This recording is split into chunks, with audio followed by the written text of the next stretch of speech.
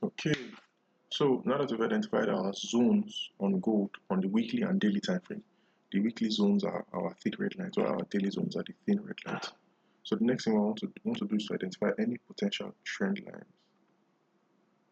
So you can clearly see a trend line here. The relevance of this trend line remains to be said because of the candlestick wicks. It's being drawn off of a very long candlestick wicks, but still, this is a very, very valid weekly trend line. So at the end of that trend line that we can draw, let's zoom in a bit. Well, we can draw a bearish trend line like this. We can draw a bearish trend line like this, but I think it would be better for us to draw that on the daily time frame. So let's go down to the daily time frame and see what we have for trend lines. Okay, so now on the daily time frame, what do we see in concern to trend lines? You can see a bearish trend line like this. We have a bearish trend line going like here. So this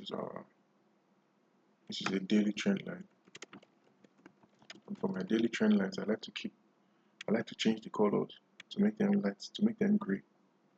And then let's see if we should be able to draw a bullish trend line. So we have a bullish trend line like this, but we also have another one that we can draw. We can also draw another bullish trend line like this.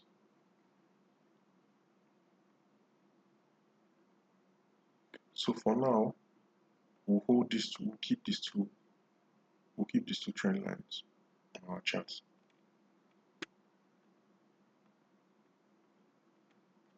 These are our daily trend line.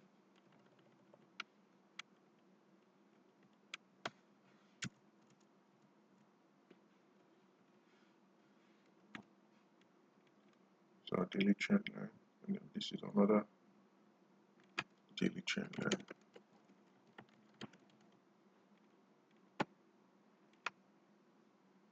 So that's it for trend lines on our weekly and daily time frame.